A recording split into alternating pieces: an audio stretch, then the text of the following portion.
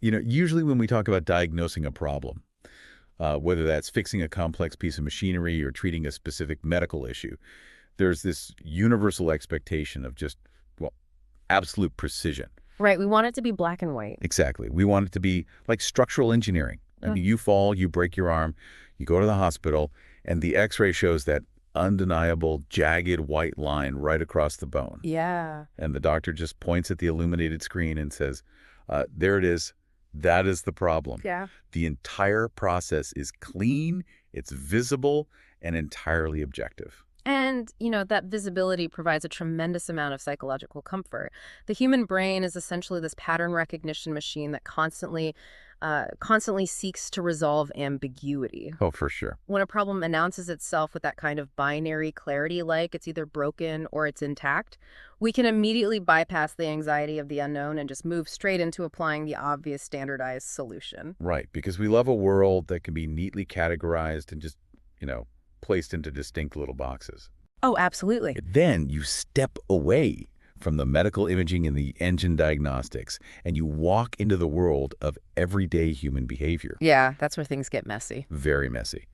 You step into the realm of a failing corporate team, or a sudden professional crisis, or even just a massive personal miscommunication with your spouse. And suddenly that pristine x-ray machine is completely shattered. We find ourselves staring at a diagnostic landscape that is entirely murky.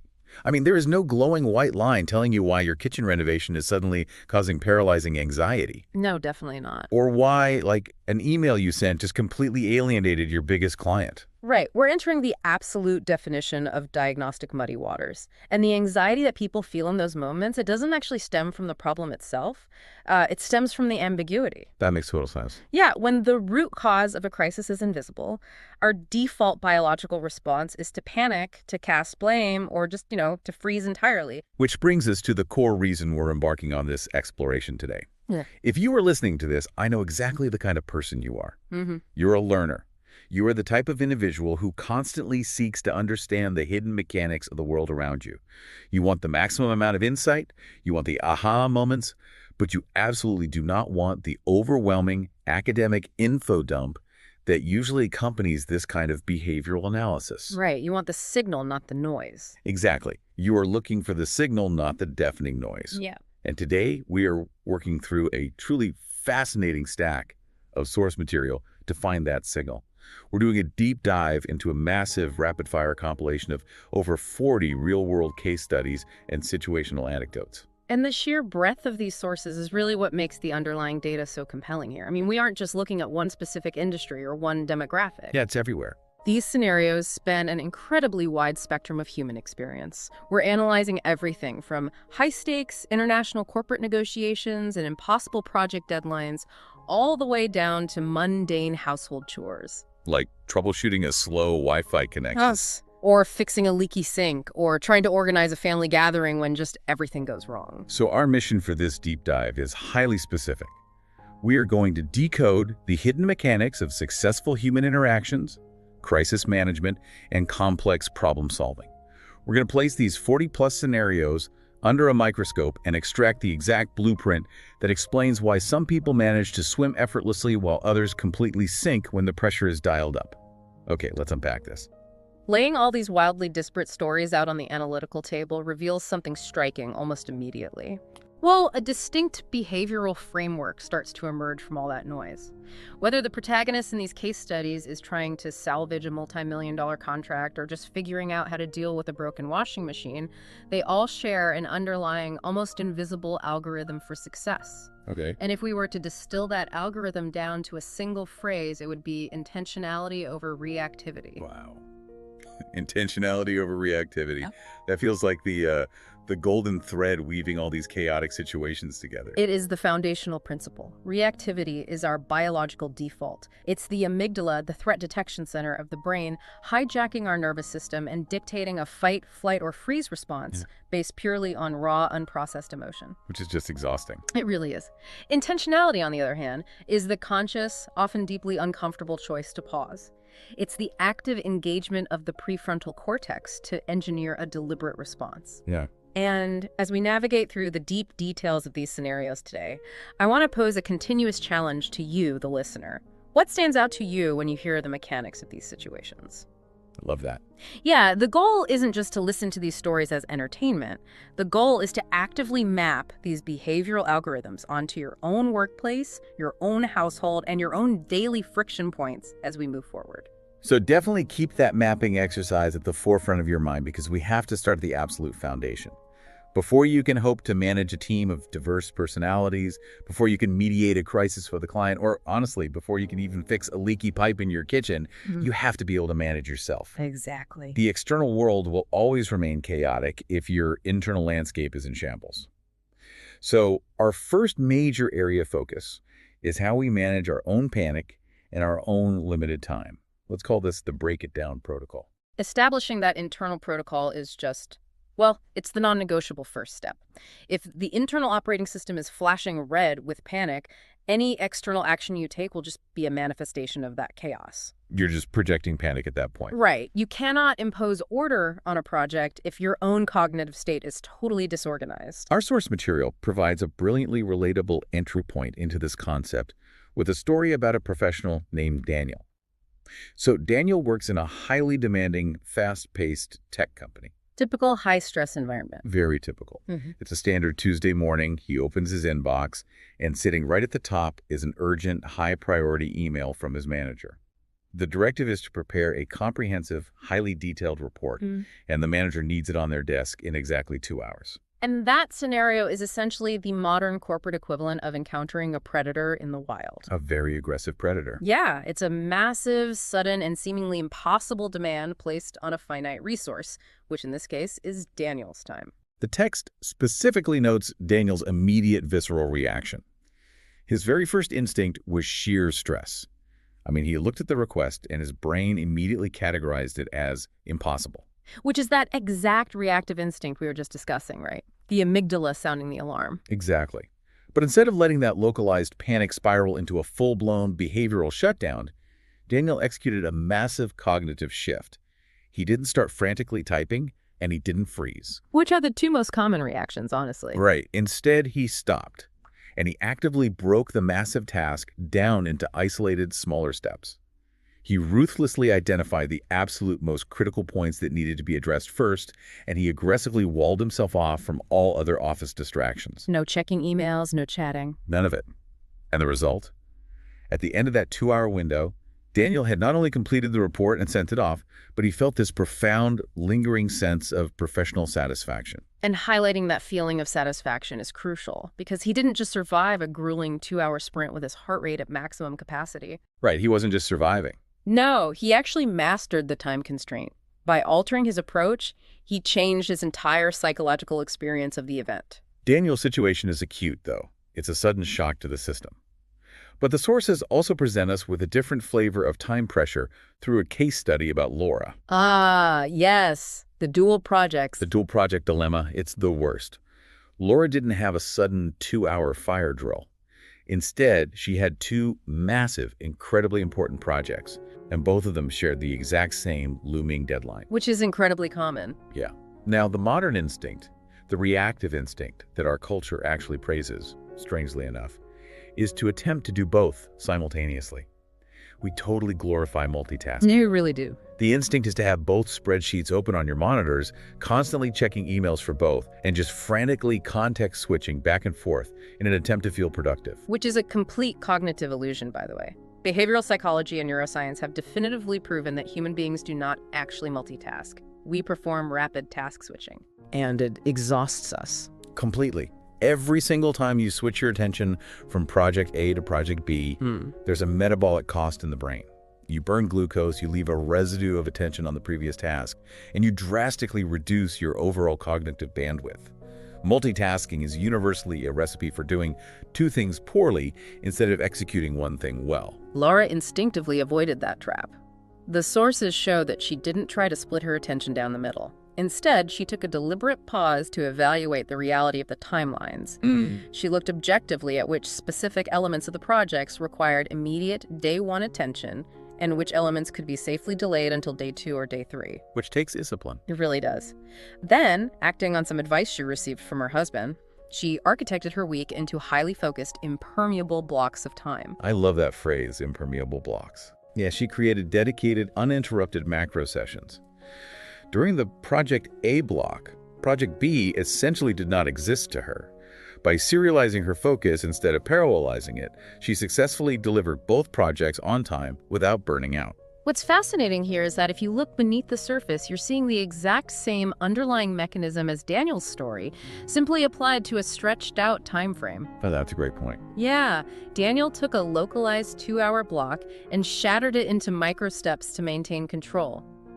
Laura took a massive multi-day timeline and partitioned it into focused macro sessions to protect her attention. Both of them actively manipulated the structure of their work to protect their cognitive load. And the true beauty of this Bring It Down protocol is that it isn't just some sterile corporate trick meant to squeeze more productivity out of office workers.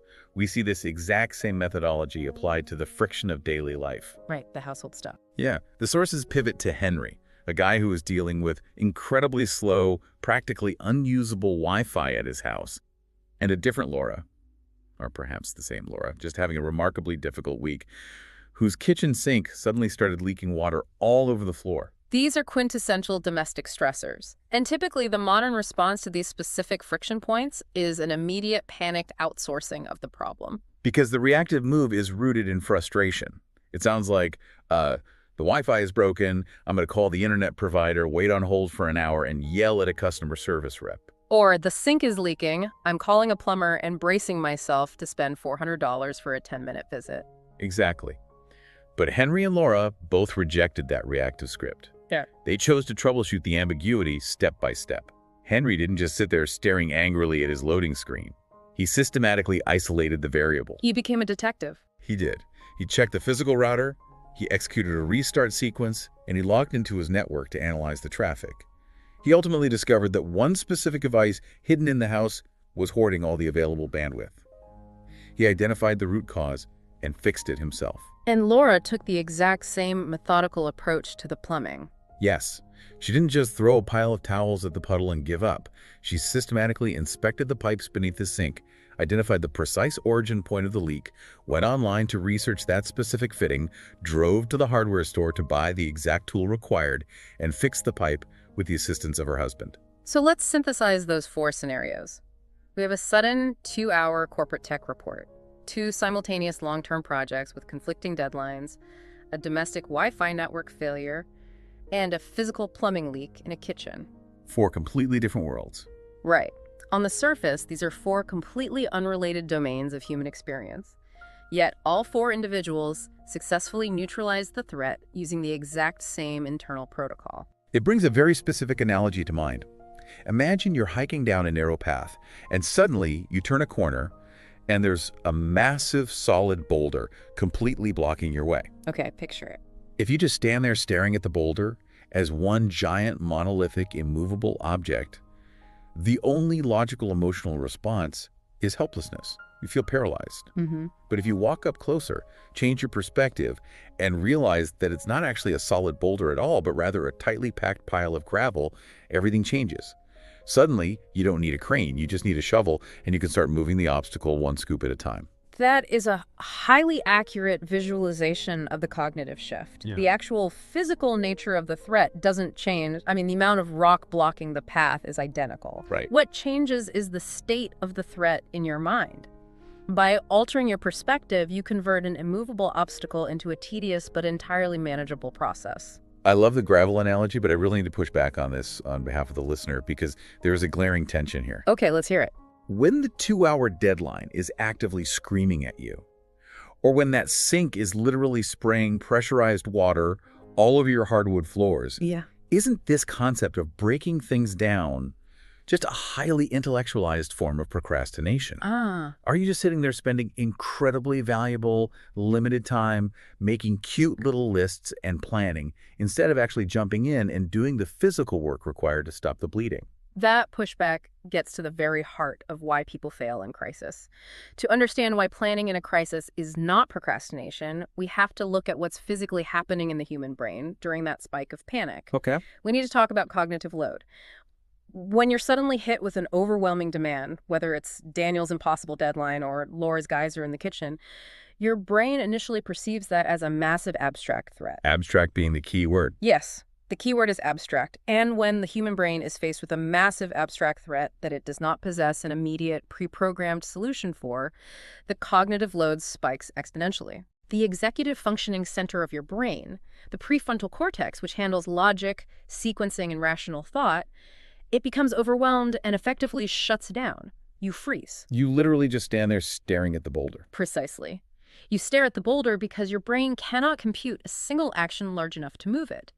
Taking 5 or 10 minutes to plan, to deliberately break the massive problem down into sequential steps, is the vital, non-negotiable psychological mechanism required to convert that abstract, unmanageable threat into actionable, microscopic reality. Wow. You're intentionally lowering the cognitive load so that your prefrontal cortex can come back online.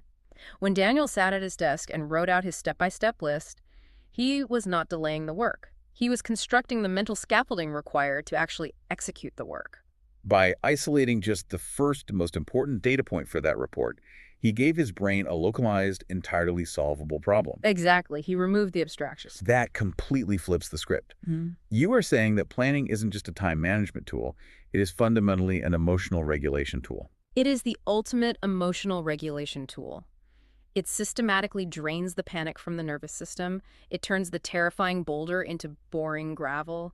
And here is the crucial sequence. Until you have your own internal panic neutralized, until you've broken your own emotional responses down, you are completely ill-equipped to deal with the complexities of the outside world. Which bridges us perfectly into the next layer of our analysis, because once you've managed your own task list and regulated your own nervous system, you inevitably have to start interfacing with other human beings. And that's where the real trouble usually begins. Yeah. We're transitioning from the internal landscape of task management to the external minefield of communication.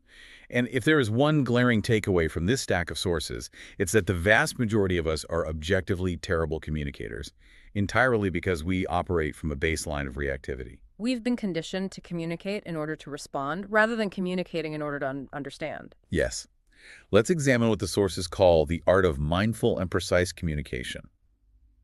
There's this incredibly revealing exercise detailed in the text involving a neighborhood interaction with a man named Mr. Thompson. The mindful listening experiment. The mindful listening experiment. The protagonist in this specific story decided to run a deliberate experiment. They wanted to practice mindful listening while having a casual conversation with Mr. Thompson. The explicit conscious rule of this exercise was that the listener had to hear the neighbor out completely without allowing their own brain to formulate a response in advance. Which sounds incredibly simple, but is biologically and socially exhausting to actually execute. It really is. If anyone listening simply pays attention to their own internal monologue during their next conversation, they will likely discover that they spend up to 80% of the time the other person is speaking just mentally drafting, editing, and polishing their own impending reply. Exactly. You aren't actually listening. You're just patiently waiting for the other person's mouth to stop moving so you can deploy the incredibly smart, funny thing you just thought of. Right. But by intentionally suppressing that selfish urge to draft a response, the listener in the Mr. Thompson story experienced a breakthrough. Because all their cognitive bandwidth was focused externally on the speaker rather than internally on their own ego, they began to catch subtle tonal shifts, micro-expressions, and contextual details they would have otherwise completely ignored. And that changes the whole dynamic. It does. As a direct result, when they finally did speak, their response was radically more accurate and empathetic to what Mr. Thompson was actually trying to communicate. By suspending the ego, the listener shifted the fundamental dynamic of the conversation from a subtle competition for airtime into a genuine collaboration of ideas. And when you take that exact same collaborative, ego-suspended mindset and inject it into the high-stakes professional world, the dividends are massive. Oh, absolutely. The source material outlines the story of Michael, a professional who was in the middle of a complex meeting with an international client based in Germany. As the discussion progressed, Michael noticed a subtle cue. The client seemed to exhibit a slight hesitation or ambiguity regarding a specific point in the contract. And this is where most people mess up. Big time. The reactive aggressive instinct in sales or negotiations is to bulldoze past that hesitation. The instinct is to assume everything is fine, keep the momentum going, and close the deal. Right. But Michael suppressed that instinct. He didn't assume. He intentionally paused the momentum of the meeting and asked very polite, culturally sensitive, clarifying questions. Which is a huge risk in that moment, but it pays off. It really does. That single mindful intervention uncovered a discrepancy that would have caused a massive misunderstanding down the line. By catching it early, he not only saved the deal, but he built a foundational layer of trust with the client. Michael was able to notice the subtle hesitations specifically because his brain was operating in the same mindful framework as the person speaking with Mr. Thompson. He was actively reading the room, processing the emotional subtext of the client, rather than just waiting for his turn to deliver his next slide. We see this exact dynamic play out again internally with a project manager named Henry. So Henry received a set of directives from a senior manager that were, frankly, vague and contradictory. We've all been there. Yes, we have. Once again, the standard reactive corporate survival move is to just guess what the boss wants, keep your head down, and try not to bother them, hoping you get it right. Just nod and smile. Exactly. Okay. Instead, Henry utilized precision communication. He took the time to write out a clear summary of what he understood the instructions to be, sent that summary back to the senior manager, and explicitly asked for confirmation before beginning the work. He completely bypassed a potentially catastrophic and costly error simply by prioritizing clarity over the illusion of competence. Michael and Henry both operated preventatively. They used communication to stop a problem before it metastasized. But the sources also provide a masterclass in what to do when the preventative measures fail and the misunderstanding has already occurred. When the damage is already in the room. Right. Yes, the story of James. This is one of the most practical examples in the entire stack. James sent an email to a client outlining a project, and the client completely misinterpreted the tone and the content of the message, replying with what we can assume was a fairly upset or accusatory response. It happens all the time. All the time. Now, human nature, specifically the ego's defense mechanism, dictates that James should immediately get defensive. The reactive script is to reply back with the universally despised corporate weapon. Per my last email, if you had actually read it carefully. Ugh. The quintessential passive-aggressive defense. It's the worst. It is designed to protect the sender's ego while simultaneously attacking the recipient's reading comprehension. It is a relationship destroyer. Exactly. But James recognized that trap and bypassed his own ego entirely. He didn't hide behind another email. He picked up the phone, called the client directly to humanize the interaction, and used incredibly specific, disarming vocabulary. He opened with, "Let me clarify," and followed it up with, "I apologize if my email was unclear." He actively took ownership of the confusion, even if the text of his email was technically perfectly fine and the client was just rushing. By absorbing the fault, he instantly neutralized the client's threat response and resolved the issue in minutes. The psychological framing of that specific sentence is incredibly important to analyze. Notice that James said, "I apologize if my email was unclear." He did not say, "I apologize that you didn't understand it." Right. Big difference. Huge difference. By making the communication failure a property of the email itself, rather than a failing of the client's intellect, he provided the client with a graceful way to back down without losing face. This is where the behavioral mechanics get profoundly interesting to me. When you look at Henry proactively asking his senior boss for confirmation, or Michael deliberately halting the momentum of a pitch with a German client to ask a clarifying question, there is a massive social and psychological hurdle they are choosing to jump over. Yes, there is. In our culture, we're universally terrified of looking incompetent. We sit at the extended family dinner table and nod along thoughtfully when an uncle uses a political term we don't actually understand, just to fit in. You just pretend. And we absolutely nod along in the boardroom when the executive outlines a confusing, jargon-filled strategy, because we don't want to be the one idiot raising our hand. Why is the act of asking for clarification so deeply and universally perceived as a weakness?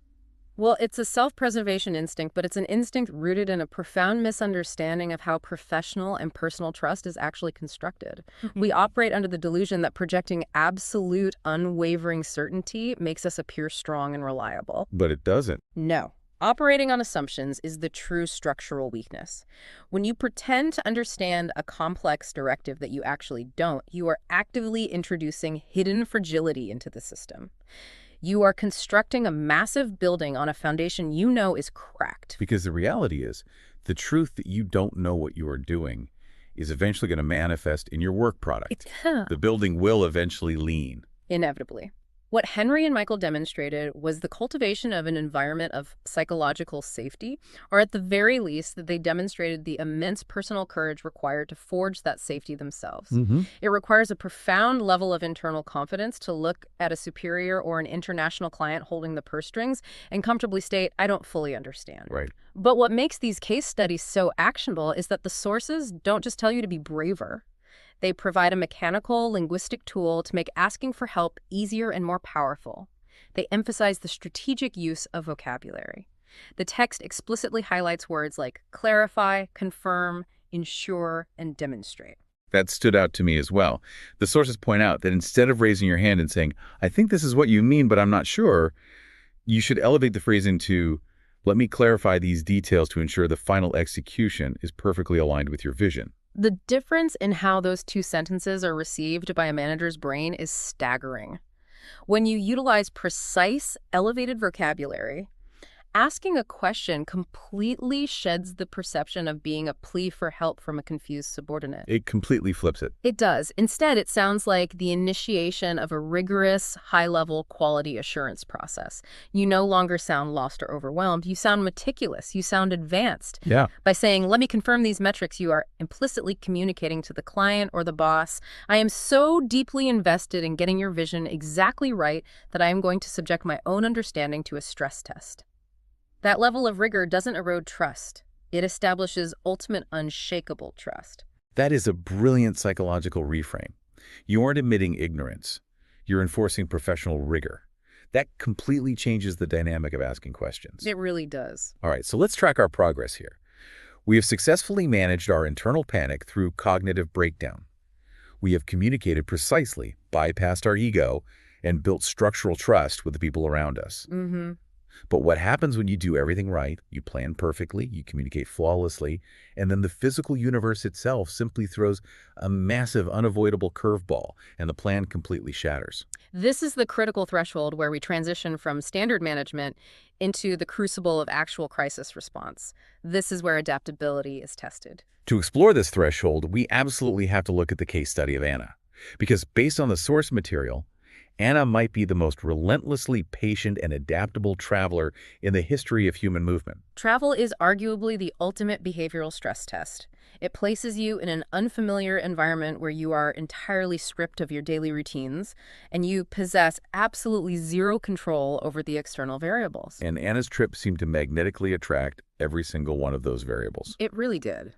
The sources outline this almost absurd, cascading series of travel misadventures for Anna and her husband as they attempted a complex, multi-country itinerary. Let me just paint the picture of what happened. Oh, please do. It's wild.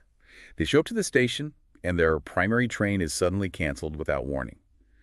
The next day, they travel to a famous museum, only to be turned away at the door because it required pre-booked, timed tickets that they were unaware of. Unbelievable. On another day, they meticulously planned a scenic drive into the countryside, and the rental car completely broke down on the side of the road. And as if that wasn't enough, they planned a subsequent road trip, only to discover that the main bridge connecting their route was completely shut down, forcing an hours-long detour. For the vast majority of people, just one of those events would be sufficient to trigger a massive emotional spike that ruins the entire week of vacation. You would completely expect to see them sitting on the side of the road, screaming into his cell phone at the rental car company, feeling deeply victimized, convinced that the universe is actively conspiring to destroy their happiness. You're right, playing the victim. But Anna operated with this almost terrifying, unshakable level of calm. In every single cascading instance, the panic simply did not register. When the main train was canceled, she didn't argue with the ticketing agent. She simply pulled up pre-prepared alternative plans and smoothly pivoted to a new destination. When the museum rejected them at the door, she didn't throw a tantrum.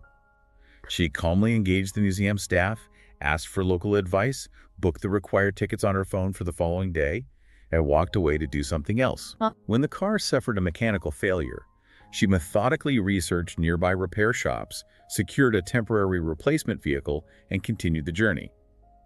And when the bridge was closed, she rolled down the window and asked the locals for an alternative route.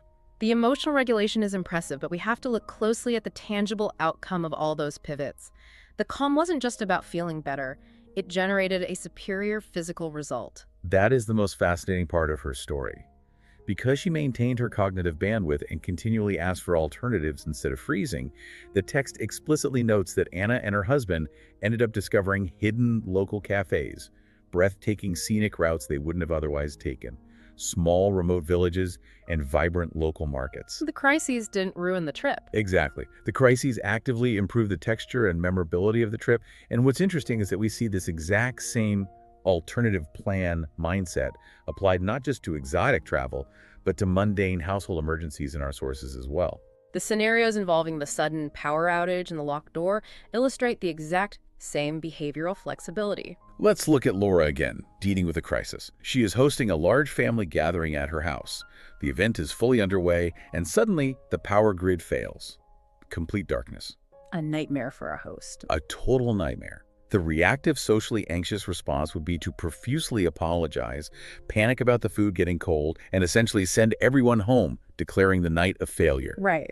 Instead, Laura instantly pivots. She gathers flashlights, lights a multitude of candles around the living room, brings out physical board games, and completely reframes the ambiance, turning a stressful inconvenience into a highly memorable, cozy, intimate evening for her family. Such a great pivot. And then we have Emma, who steps outside early in the morning and accidentally locks herself out of her house. It's early, it's frustrating, and she has things to do.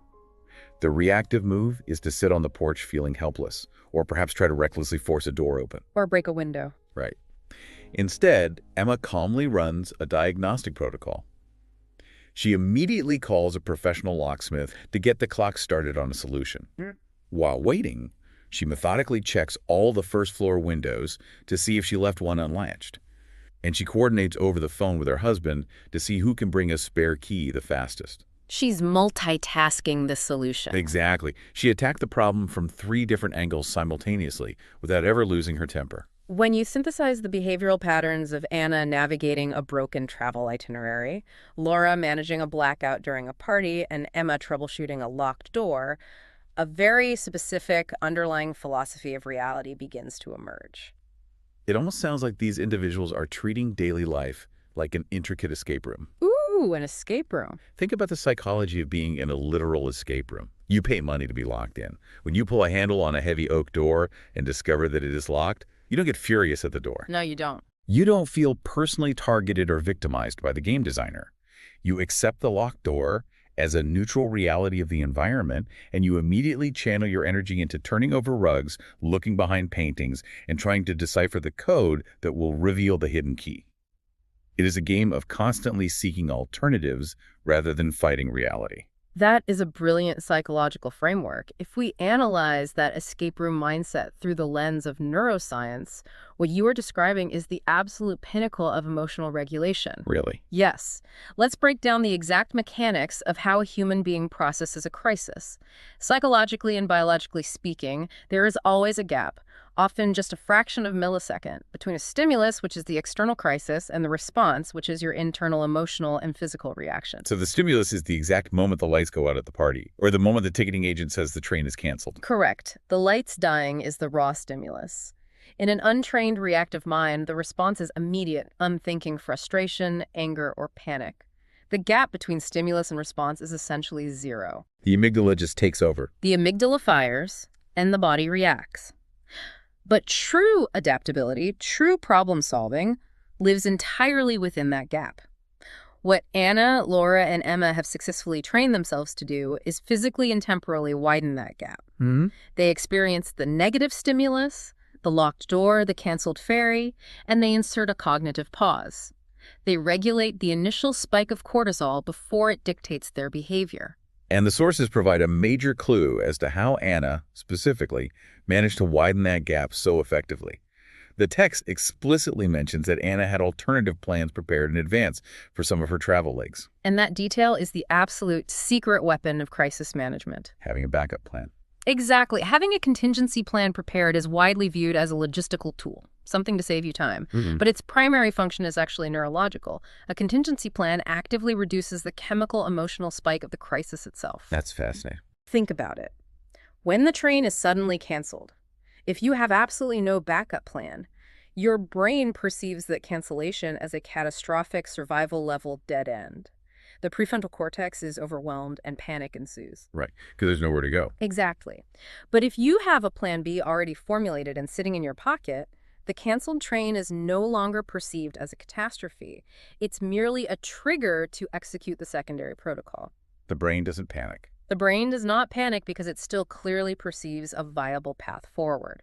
Contingency planning is, fundamentally, an emotional shock absorber. It pre-computes the decision so you don't have to do the heavy lifting while under duress. By actively planning for things to inevitably go wrong, you are literally training your nervous system not to sound the alarm when they do. You're artificially maintaining your access to that rational executive function we talked about earlier. You are choosing to stay in the escape room mindset, viewing obstacles as puzzles rather than threats. All right, so we have navigated our own internal panic protocols. We have utilized precise communication to bridge misunderstandings with others, and we have successfully absorbed the physical curveballs the universe throws at our plans. We've covered a lot of ground. We really have. But everything we have explored up to this point has been primarily focused on the self. How do I react? How do I communicate? Right. The complexity multiplies exponentially when you are placed in a position where you have to guide a group of other human beings through their own reactive crises. We're crossing the bridge from individual contributor to organizational leadership. And the mechanics of success change drastically when you are managing the cognitive load of an entire group. Leading other human beings is notoriously messy, but our sources provide some incredibly sharp case studies on how to execute it efficiently. Let's start with a cultural concept I'm going to call the anti-blame culture. Okay, let's look at Olivia. Yes, we have the story of Olivia. Olivia is leading a team of professionals at a consulting company, and they are staring down a highly critical, non-negotiable deadline. Suddenly, the entire project grinds to a devastating halt because the specific data set they need from a completely different department arrives incomplete. And the project is instantly thrown off schedule. Instantly. This specific juncture is the exact moment where toxic or inexperienced leadership reveals itself. When a deadline is threatened by an external failure, the immediate stress-induced instinct of a reactive manager is to initiate a witch hunt. Well, totally. They want to find out precisely whose fault the incomplete data is so they can direct their anxiety at a specific target. They want to find the scapegoat to absolve themselves of the failure. But Olivia completely bypassed the blame game. She recognized rationally that spending 2 hours yelling at the other department wouldn't magically materialize the missing data. It never does. Nor would it buy her team more time on the clock. So she called a rapid, highly focused team meeting.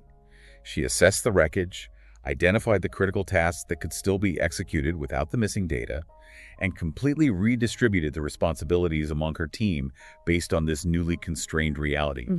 By focusing her team's energy entirely on forward momentum, they supported each other, maintained morale, and, astonishingly, finished the project ahead of the original schedule.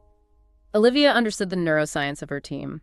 When a leader initiates blame, it triggers a threat response in the employees. Their amygdalas fire, they become defensive, and their creative problem-solving abilities shut down. By rendering the origin of the problem irrelevant in the heat of the moment and focusing exclusively on the solution, Olivia kept her entire team operating in their prefrontal cortexes. Then we have a slightly different leadership challenge: mediating interpersonal conflict, which is an entirely different beast than a logistical data error. Oh, interpersonal conflict is so much harder. It is. Sarah is a marketing lead, and she's managing 2 highly passionate team members who are fiercely disagreeing on the creative direction for a massive new campaign. It isn't a simple math problem. It is a collision of egos, visions, and personal pride. Right. The easy, reactive managerial move would be to simply pull rank and declare, "We're doing it my way," or conversely, to lock them in a room and let them argue until someone gets exhausted and yields. Which builds so much resentment. Tons of resentment. Instead, Sarah orchestrated a highly structured intervention. She designed a format where each person was required to present their strategic ideas calmly, and crucially, she enforced a rule where the other person had to listen entirely without interrupting. She didn't just tell them to play nice. She established rigid rules of engagement for the conflict itself. And the biological impact of that structure was profound. By forcing them to actually hear each other, rather than just waiting for their turn to shout, the defensive tension completely dissolved. The ego is neutralized. Yes. Once the egos were neutralized, Sarah was able to objectively extract the strongest aspects of both competing proposals and weave them together into a vastly superior unified strategy that both team members felt a sense of personal ownership over. That's brilliant management. And finally, to round out this leadership cluster, we have to look at the absolute hardest thing for highly competent people to do: the art of delegation. Delegation. David is a manager overseeing a team of 6 people, and they are facing a massive, complex project with a brutally tight deadline. David is deeply experienced and highly capable. The temptation to just hoard the most difficult tasks for himself to ensure they are done perfectly is immense. It's the if you want it done right, do it yourself mentality. Exactly. But instead of micromanaging his team into the ground or playing the martyr, he took a step back. He performed an objective inventory of his team's capabilities. He then assigned the necessary tasks purely based on the specific, proven strengths of the individual team members. He handed over the work, offered a clear channel for guidance, and then he stepped out of their way. He placed his trust in the structural architecture of his team, rather than relying solely on his own brute force output. I completely understand the theory of David's approach, but I have to aggressively push back on this, because the reality of the workplace is much darker. Okay, let's hear the pushback. When the deadline is literally tomorrow, when the client is breathing down your neck and the financial stakes are massive, isn't it objectively faster, safer, and more logical to just do the difficult work yourself, especially if you are the senior manager and you possess the most technical experience? It feels that way, sure. Right. Trusting a junior team that might already be struggling feels exactly like jumping out of an airplane and simply hoping that someone else remembered to pack your parachute correctly. This raises an important question, and that anxiety is nearly universal among high performers transitioning into management. It highlights the fundamental, often painful dividing line between being a doer and being a leader. To understand why David's choice was necessary, we have to look at the brutal mathematics of capacity. Let's assume you are right in the short term. If David hoards the work and executes the hardest tasks himself, he might realistically complete that specific spreadsheet or that specific presentation 20% faster today. Right, he gets it done. He solves the immediate mathematical crisis of today's deadline. But what happens tomorrow and the day after that? Well, if he does it all, he inevitably becomes the permanent bottleneck for the entire department. Precisely. If the leader establishes a dynamic where they are the only individual authorized or capable of solving complex problems, the total output capacity of that entire team is permanently hard-capped by the waking hours and energy levels of the leader. Which is not sustainable. Not at all. By doing it yourself, you survive today, but you actively destroy the long-term capacity of your team to grow. Effective delegation, exactly like what David practiced, is not an abdication of responsibility. It is a strategic investment. Okay, that makes sense. You willingly sacrifice a small amount of efficiency up front, the time it takes to explain the task, and tolerate a junior employee's learning curve, because you are constructing an autonomous machine that will eventually operate independently of your direct input. But the fear remains. Yeah. How do you let go of the execution without entirely losing control of the outcome? The linguistic key to David's success in the source material is the phrase that he offered guidance. He did not simply throw the massive project over the fence to his team, wash his hands of it, and hope for the best. Right, that'd be terrible. That is abdication. True delegation is defined by structured oversight. It is the operationalization of the old proverb. Trust but verify. Trust but verify. Yes. You strategically assign the task based on proven strengths.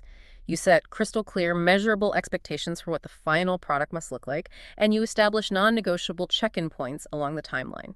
You refuse to micromanage their process, how they get to the answer, but you absolutely rigorously manage the outcome. So if you look closely, Sarah applied this exact same philosophy to her conflict resolution. She did. She did not micromanage the specific marketing ideas her team was arguing over.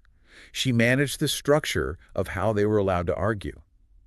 Olivia managed the distribution of the workloads, not the keystrokes of every single employee. Exactly. The ultimate definition of leadership in these sources is constructing a safe, structured container and then trusting your team enough to let them fill it.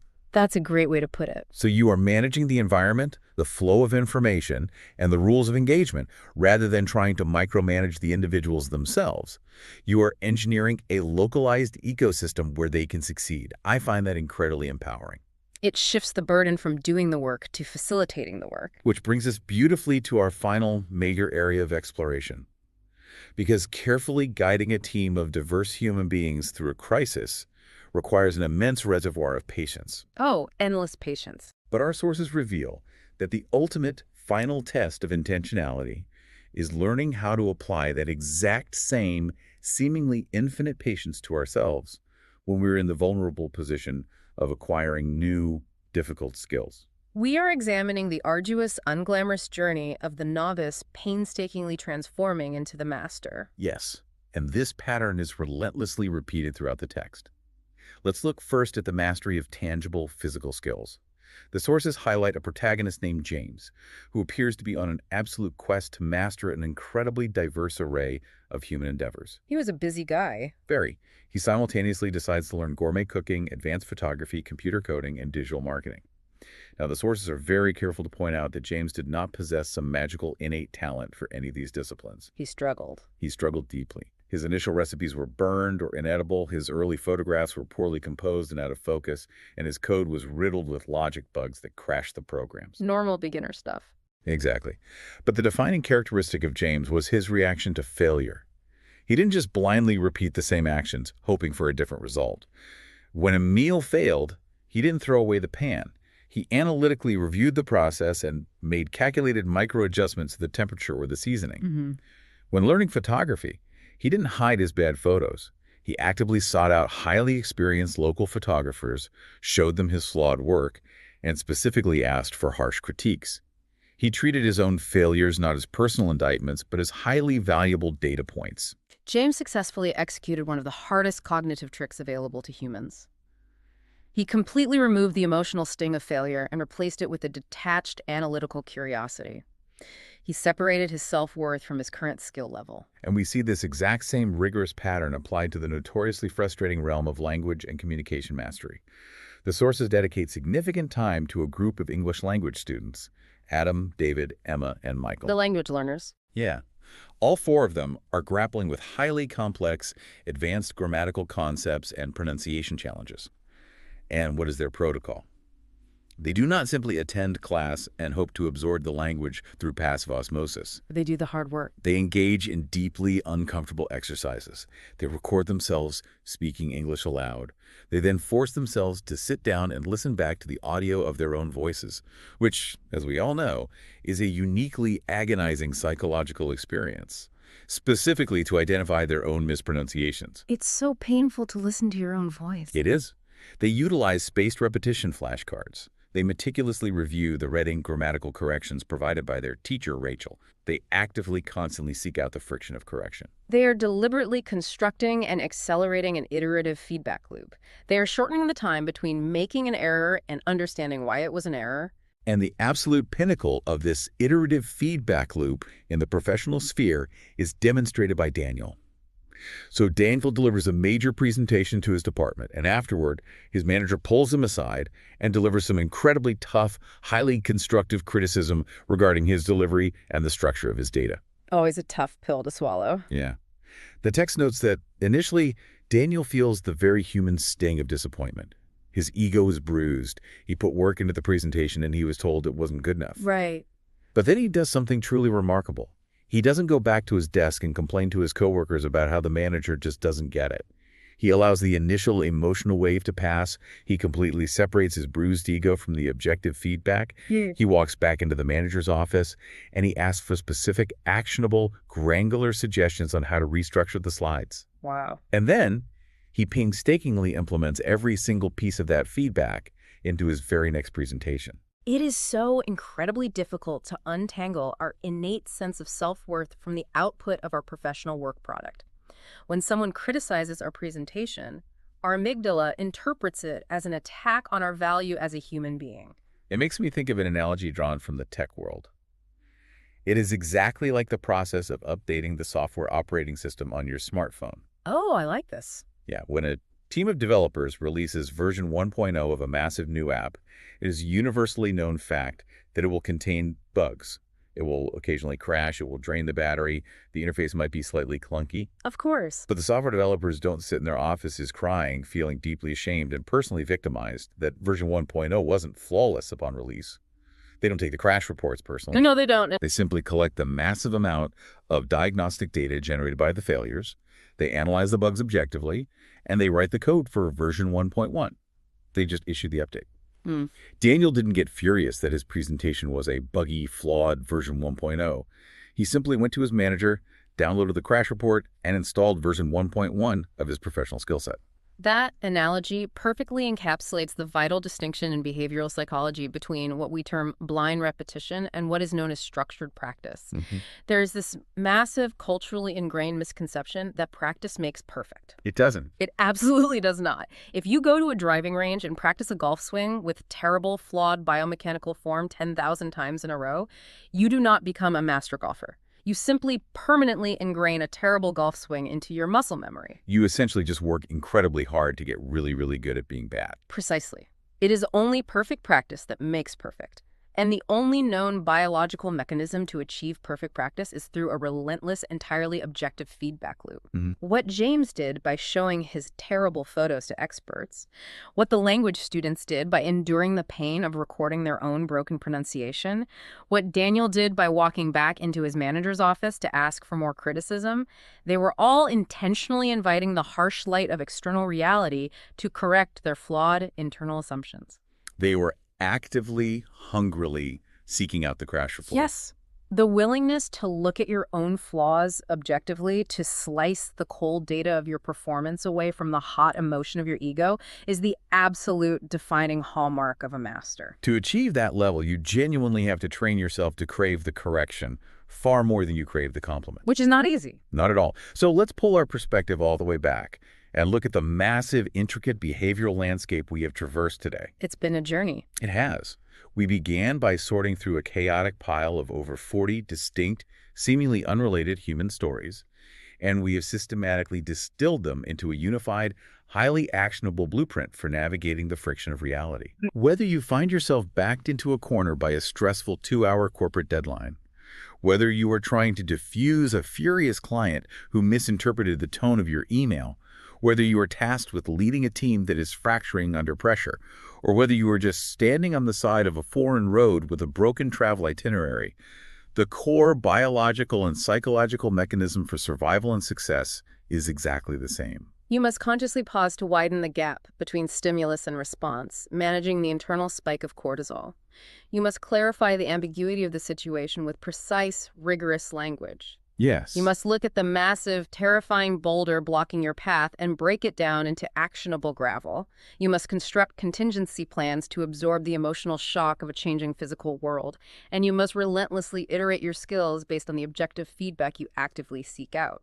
It is the triumph of intentionality over reactivity applied consistently across every domain of life. It is a phenomenal, deeply empowering blueprint. But before we conclude our deep dive today, I want to leave you, the listener, with one final, slightly provocative thought to turn over in your mind. Okay, let's hear it. As we spent hours analyzing the minutiae of all these disparate sources, I noticed a hidden, almost invisible pattern running beneath the text that we haven't explicitly called out yet. Oh. We have spent the last hour meticulously detailing personal resilience, individual cognitive protocols, and the power of a single person's adaptability.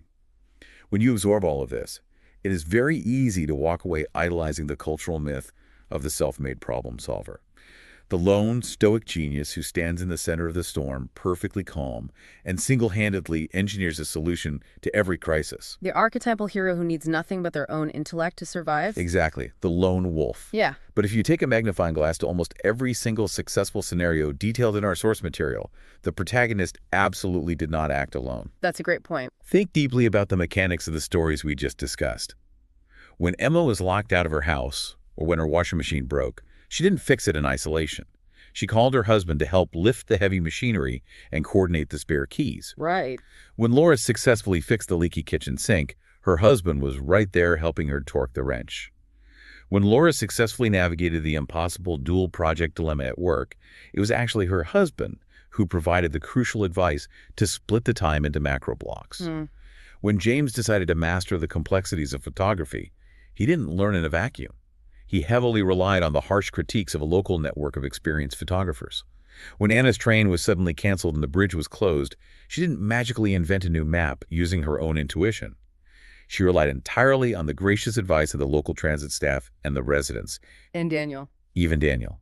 The ultimate example of improving his presentation, he absolutely required the honest structural feedback of his manager to write version 1.1. Every single one of these individuals, in their moment of peak crisis or peak learning, heavily utilized a pre-existing external network. Yes. So the final lingering takeaway to ponder today is this. Perhaps the ultimate life hack for problem solving isn't just about building an impenetrable, isolated fortress of internal cognitive resilience.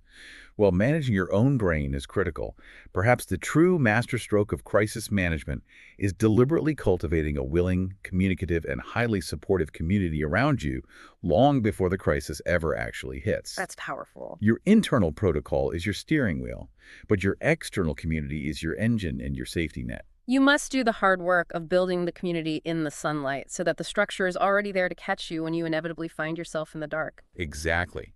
Because when you eventually step into the muddy waters of a real complex crisis and you realize that the clean diagnostic X-ray machine of life is completely broken, you are going to need considerably more than just your own two eyes to figure out what went wrong. You're going to need a network of people to help you break the boulder down into gravel. You really will. Thank you so much for joining us for this extensive deep dive into the source material. Go out there, locate the massive boulders currently blocking your path, break them down, and tackle your next big challenge step by step. We will catch you on the next one.